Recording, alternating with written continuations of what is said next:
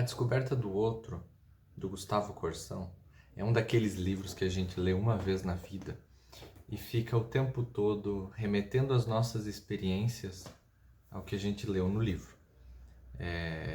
Faz alguns meses que eu li a última vez esse livro aqui, mas eu estava hoje pensando e retomei as anotações que eu fiz nas últimas vezes que eu li o livro. Eu pensei, por que não gravar um vídeo, compartilhar um pouco sobre o que eu pensei enquanto lia o livro e ao mesmo tempo também atualizar essa reflexão.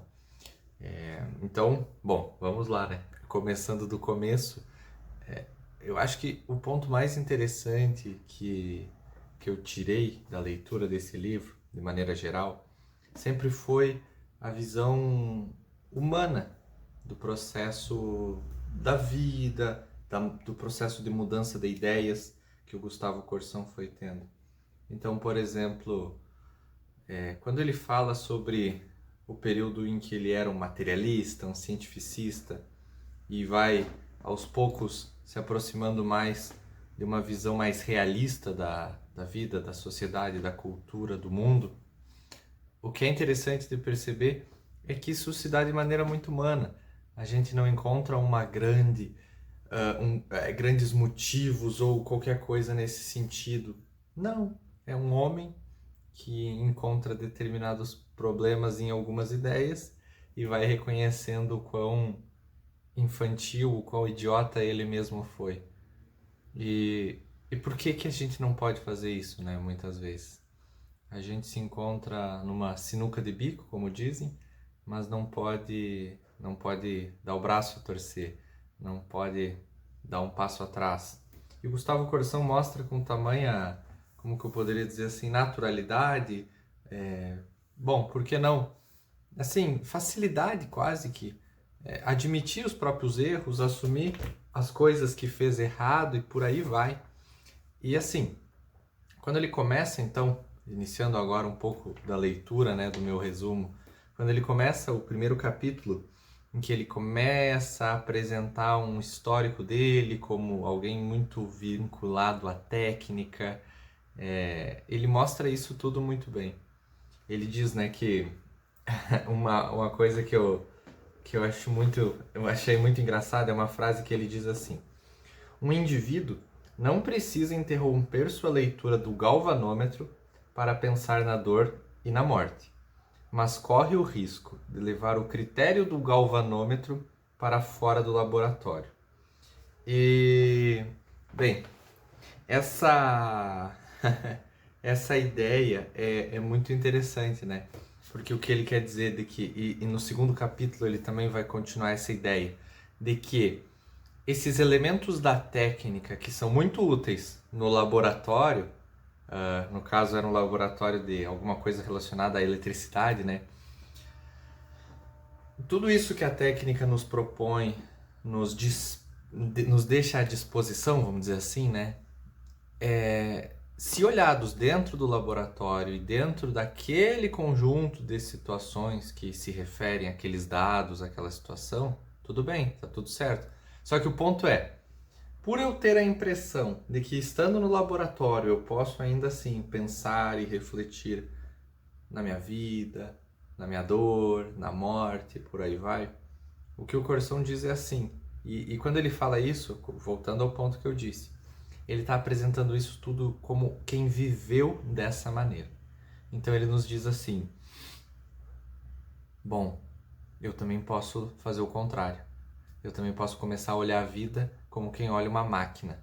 Eu posso começar a querer ler todos os dados ao meu redor como quem olha como quem ouve, né, com um estetoscópio, como quem vê por um, puxa, esqueci o nome, um microscópio, né? Então, assim, esse é o grande problema que a técnica nos apresenta, digamos assim. E assim ele vai seguir e vai dizer que essa visão, né, essa visão que sai do laboratório e se expande, ela não dá origem, claro que não, muito longe disso, né? mas ela sustenta, de alguma maneira, o materialismo. Bom, e aí com o materialismo a gente vai encontrar uma série tremenda de problemas, de conflitos e de situações que acabam sendo, como que a gente pode dizer assim, cada vez mais complicadas, porque, bem, pelo materialismo a gente vai encontrar aqui mais uma citação agora já do capítulo 2. O Corsão diz assim: os problemas do mundo, desde o trigo até o sexo, teriam soluções fáceis, desde que pudéssemos fazer alguns pequenos reajustes de caráter plutônico na geologia social. Essa ideia, daí vem o materialismo, né? Porque vamos supor, se a alma humana, ainda falando em alma, né? Mas se a alma humana, a essência humana, ou vamos extrapolar a coisa, se a essência da realidade é apenas material, alguns ajustes materiais são o suficiente para torná-la melhor, correto? Claro que sim. Então, a partir disso que a gente vai encontrar daí todas as teorias coletivistas, né? Revolucionárias, enfim, materialistas de maneira geral, a gente pode dizer.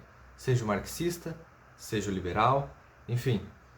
Não, a gente só tem que fazer alguns ajustes aqui materialmente e que as coisas vão melhorar, né? E que a geologia social, como diz o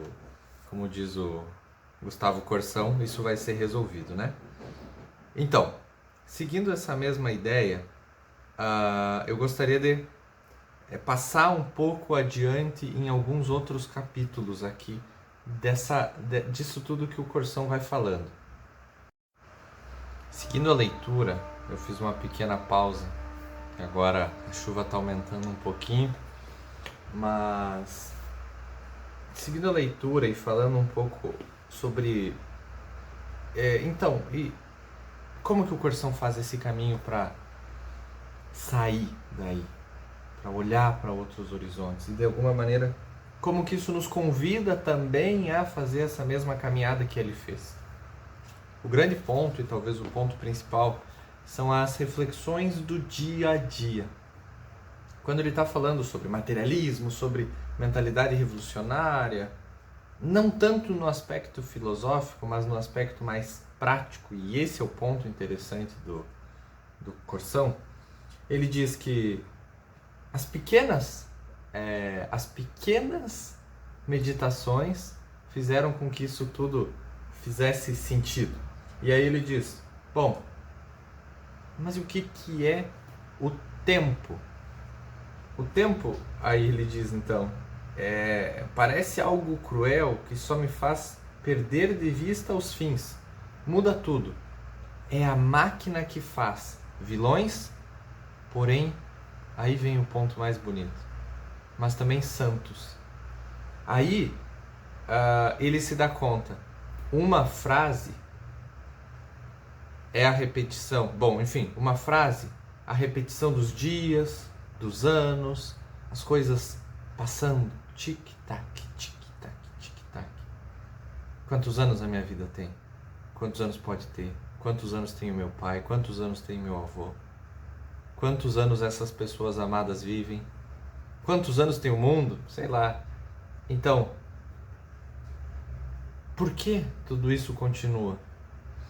E o Corsão ele diz, não será esse um sinal da divina paciência, de uma paciência que espera a resposta, mas não cansa de chamar. E aí vem o papel do outro, por isso que é a grande questão, a descoberta do outro que tira cada um de nós desse fechamento para a realidade, esse fechamento que nos fecha no material, por que não? Que nos fecha no mundo ideal, não é? O materialismo é um fechamento ao outro também.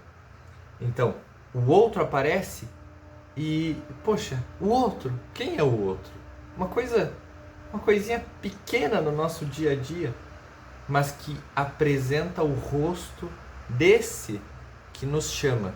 É isso que o Corção apresenta.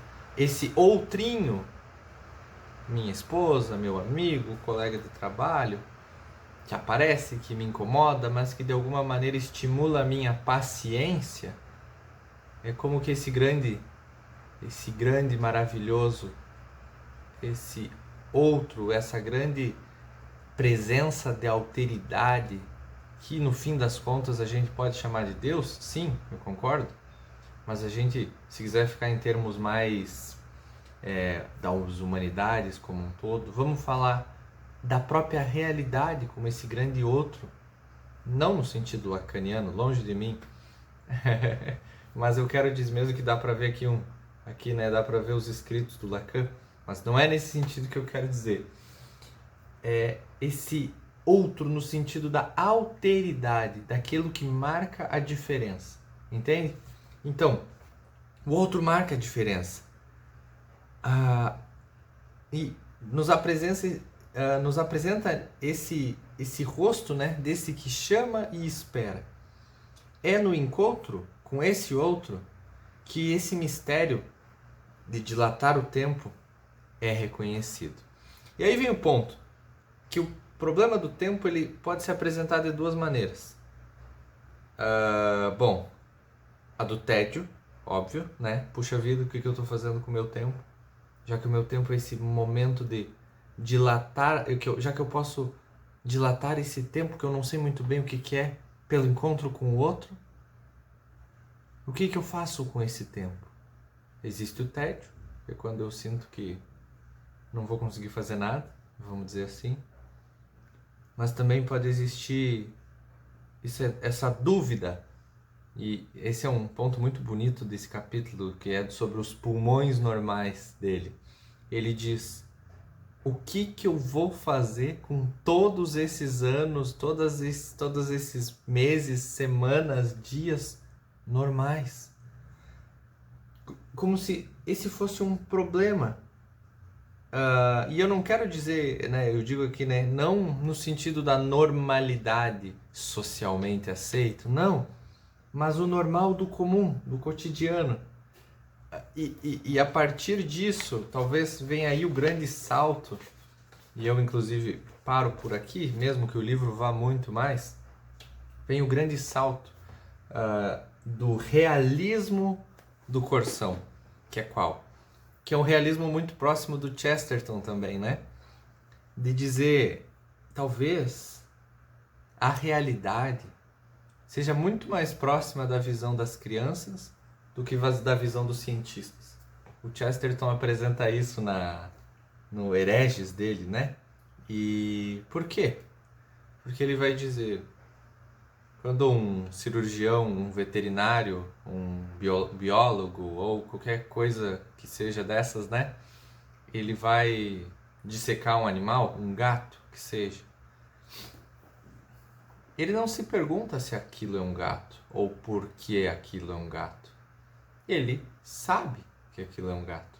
E por que ele sabe que aquilo é um gato? Ora, ele sabe que aquilo é um gato porque ele foi... Não porque gatos, sim, tem um determinado conceito do biólogo, tem reino, filo, gênero, espécie, classe, espécie, e aí por aí vai, né?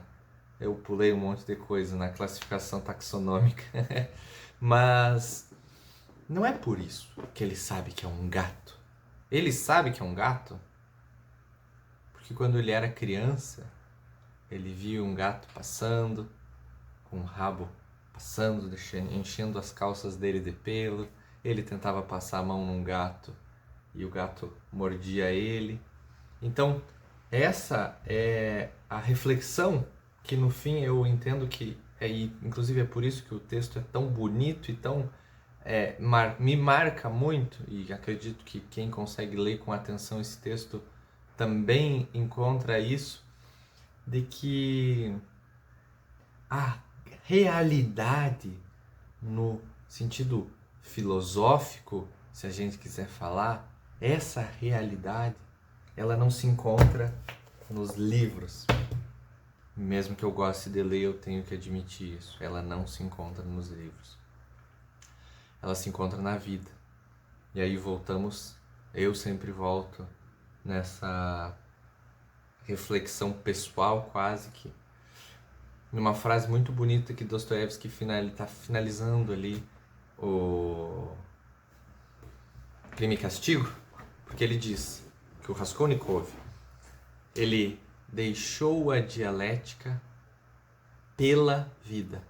Ele deixa a dialética para viver a vida, para olhar a vida. E é isso que o Gustavo Corsão parece, como um bom brasileiro, apresentar.